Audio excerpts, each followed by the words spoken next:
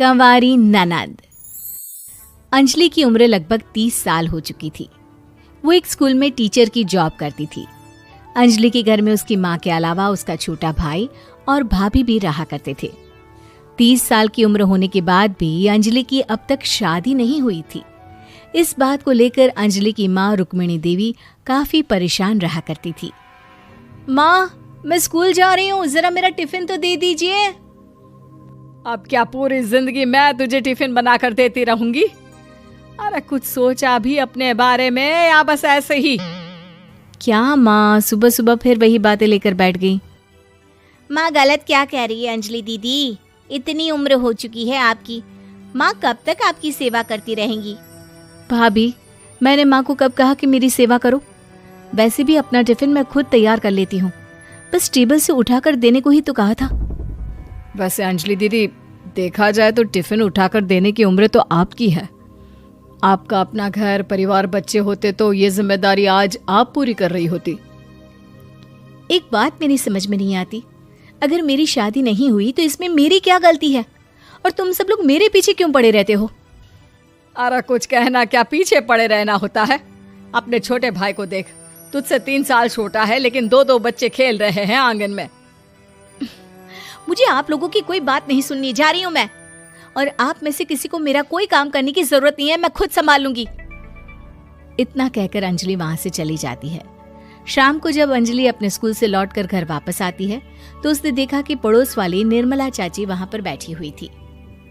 क्या बात है अंजलि बिटिया, नौकरी करके वापस आ गई?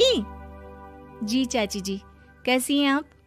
मैं तो ठीक हूँ बेटा, तुम बताओ शादी के बारे में कुछ सोचा या नहीं? अरे रहने दीजिए ना, इससे तो शादी की बात करना ही बेकार है। कुछ भी कहो तो गुस्सा करती है, बात बात पर आंखें दिखाती है। माँ, आप ऐसा क्यों कह रही हैं? मैंने कब आप पर गुस्सा किया? अरे अंजलि बेटा, तुम्हारी माँ ठीक ही तो कहती है। 30 की होने आई हो, अब तुम्हें भी शादी वादी कर लेनी चाहिए। चाची जी, आप तो ऐसे कह रही हैं जैसे शादी करने से मैंने मना किया हो। रहने दीजिए निर्मला चाची, हमारी अंजलि दीदी को अभी तक उनकी पसंद का दूल्हा नहीं मिला ना, इसीलिए वो शादी नहीं कर रही। भाभी, ऐसी कोई बात नहीं है। अरे तो फिर क्या बात है? तुम्हारी माँ ने तुम्हारे लिए इतने रिश्ते ढूंढे लेकिन तुम्हें कोई पसंद ही नहीं आता। क्या है ना चाची जी, हमारी ननद रानी नौकरी जो करती है, ऐसे ही थोड़ी ना किसी को पसंद कर लेंगी। अरे भाई, नौकरी का घमंड है तो बात अलग है, कोई और बात हो तो बताओ, कोई रास्ता निकाला जाए। नहीं नहीं चाची जी, कोई बात नहीं है, बस मुझे अभी तक अपनी पसंद का कोई मिला नहीं है।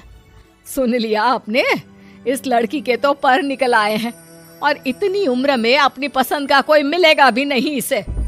माँ, आप मेरी शादी को लेकर हमेशा मुझे ताने क्यों मारती रहती हैं? अपनी माँ की बातें तो ताने लगती है। ताने हैं? बताओ, मैंने कुछ गलत कहा क्या? देखो, ये सब छोड़ो, मेरी दूर की बुआ का बेटा है, उसकी अभी शादी नहीं हुई है, उम्र होगी कोई 34-35 साल। आप कहें तो बात आगे बढ़ाऊं?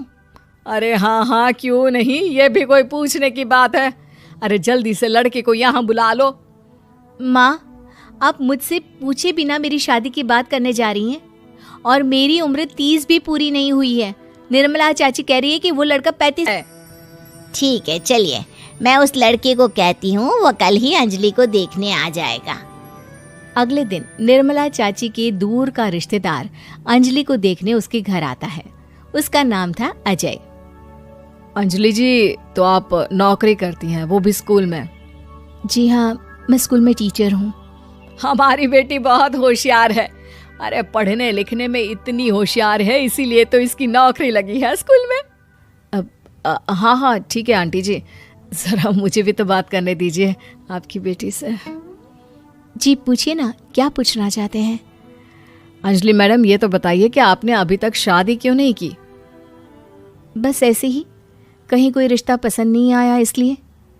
लेकिन क्या मैं आपसे पूछ सकती हूँ कि आपने शादी क्यों नहीं की? अंजलि, क्या कर रही हो तुम? लड़कियों को इस तरह की बातें नहीं शोभा देती। रहने दीजिए आंटी जी, आपकी बेटी काफ़ी पढ़ी लिखी है, मैं उनके सवाल का जवाब दे ही देता हूँ। वो क्या है ना, मुझे भी अभी तक अपनी पसंद की कोई लड़की नहीं मिली। अच्छा अच्छा, कोई बात नहीं। वैसे आपकी तनख्वाह कितनी है, कितना कमा लेती हैं महीने का? जी यही कोई 25,000 महीने। बस 25,000? इतने से क्या होता है? इतने से तो आजकल घर भी नहीं चलता। आपके कहने का क्या मतलब है? अरे मैं तो ये सोच कर आया था कि नौकरी वाली लड़की है, आराम से 40,000 कमाती होगी। माफ कीजिएगा, आपका और मेरा रिश्ता नहीं हो सकता।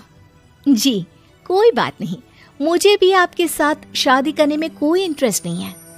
अंजलि, किस तरह की बात कर रही हो? घर आए रिश्ते को ठुकरा रही हो तुम। दीदी, अब इस उम्र में आपको इतनी अकड़ नहीं दिखानी चाहिए। अच्छा खासा रिश्ता हाथ से निकल गया, कहीं ऐसा ना हो कि जिंदगी भर कुंवारी ही रह जाओ आप। कुछ दिन और ऐसे ही निकल जाते हैं और अंजलि की शादी कभी नहीं होती। अंजलि के परिवार वाले बिंदास उसे ताने मारते रहते हैं, लेकिन अंजलि एक बड़ी नौकरी की तैयारी करती है और उसमें सिलेक्ट होने के बाद अंजलि को एक बहुत बड़ी नौकरी मिल जाती है। अब तो दीदी के नखरे और भी ज्यादा बढ़ जाएंगे भाई। अब तो इतनी बड़ी नौकरी जो लगी है, अब इनकी शादी होने से रही। माँ, मुझे नौकरी के लिए दूसरे शहर जाना पड़ेगा। आप जानती हैं ये बहुत बड़ी जॉब है और इसमें पैसे भी बहुत ज्यादा मिलेंगे। अच्छा, कितने पैसे मिलेंगे बेटा? माँ, मुझे हर महीने 90,000 सैलरी मिलेगी। क्या? अरे वाह वाह, ये तो बहुत अच्छी बात है। लेकिन फायदा क्या? कितने भी पैसे मिले, शादी तो हुई नहीं ना तुम्हारी। अंजलि नौकरी करने के लिए दूसरे शहर में चली जाती है और जब कुछ महीनों के बाद वो वापस घर आती है तो उसे अपने पति के साथ देखकर उसके घर वाले हैरान रह जाते हैं। अरे अंजलि, तूने शादी कर ली और हमें बताया तक नहीं। और दामाद जी करते क्या है? इतनी बड़ी कार है उनकी। माँ, मैं आपको सब कुछ बताना चाहती थी, लेकिन आप सबके ताने सुनकर बहुत दुखी हो गई थी और इसीलिए मैंने अपनी पसंद से शादी कर ली। मेरे पति मेरे साथ ही ऑफिस में नौकरी करते हैं और बहुत बड़े अफसर हैं। और एक बात बताऊं माँ, आज मैं बहुत खुश हूँ।